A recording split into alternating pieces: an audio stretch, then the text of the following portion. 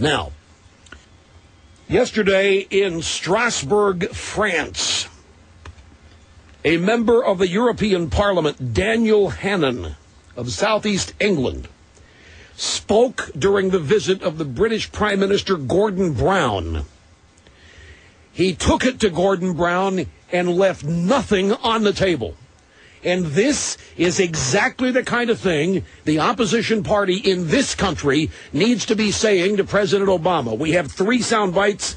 Here's the first. Prime Minister, I see you've already mastered the essential craft of the European politician, namely the ability to say one thing in this chamber and a very different thing to your home electorate.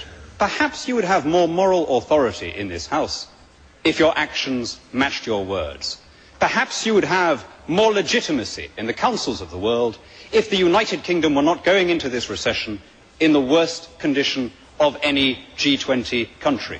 Gordon Brown's trying to keep up with Barack Obama on printing money and spending money that his country doesn't have. And they're fed up with it over in Great Britain. They are fed up with it. This is one of his own countrymen at a European Parliament meeting in Strasbourg, France. Here's the second soundbite. The truth, Prime Minister, is that you have run out of our money. The country as a whole is now in negative equity. Every British child is born owing around £20,000. Servicing the interest on that debt is going to cost more than educating the child. Now, it's not that you're not apologising. Like everyone else, I've long accepted that you're pathologically incapable of accepting responsibility for these things. It's that you're carrying on, willfully worsening our situation, wantonly spending what little we have left.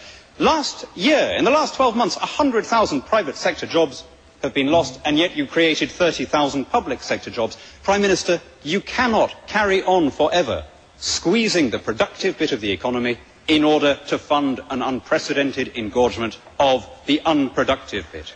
Now, the last part of that is fascinating. Now, but again, the whole thing is great because this is, again, European Parliament member Daniel Hannan taking it to Gordon Brown at the European Parliament meeting in Strasbourg, France.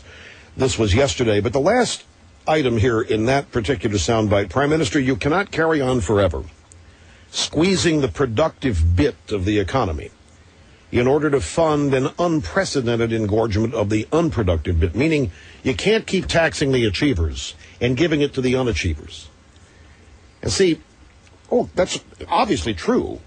I mean, it's economically true, it's logically true, it's mathematically true, it's true everywhere you want to. These guys all know it. The difference is they intend this. These are socialists. These are statists. 100,000 British jobs lost while 30,000 government jobs. Government gets bigger. Same thing happening here.